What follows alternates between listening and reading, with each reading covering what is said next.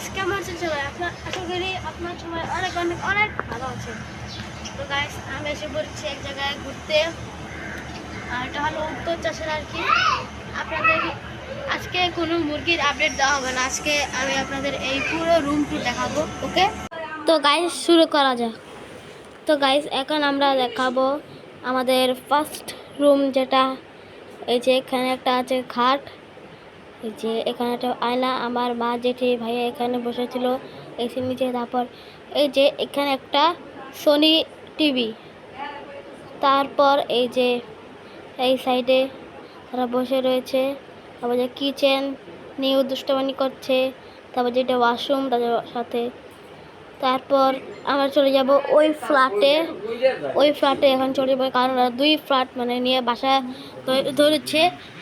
তো গাইস এই যে একটা রুম, এই যে আরেকটা রুম, তারপর এই যে আরেকটা রুম। এই রুমটা অনেক সুন্দর। তো গাইস আমার সাথে এসে পড়ছে ওশান। তারপর এই যে এটা হলো ঠাকুরঘর, আমার ফেভারিট, মানে যেটা সুন্দর লেগেছে আমার। এই ঠাকুরঘরের আলমারি, তারপর যে ঠাকুরঘরটা অনেক সুন্দর, উপরে থেকে নিচে সাইড পর্যন্ত টাইলস দিয়ে করেছে আর কি। তারপর ঠাকুরের রুমের সাথে আছে একটা বেসিং, এখানে ঠাকুর সব কিছু ধোয়া মোছা করে।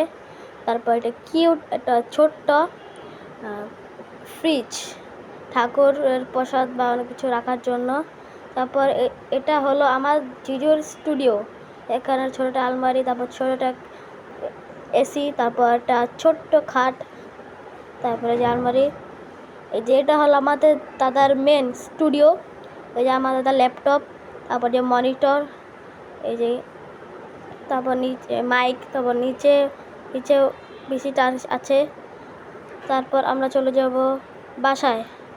তো গাইস এই যে আমরা সিঁড়ি এখন নিচে নেমে যাচ্ছি বাসায় যাওয়ার জন্য। এই যে গাইস আমরা এখন বাসায় যাওয়ার জন্য নিচে যাচ্ছি।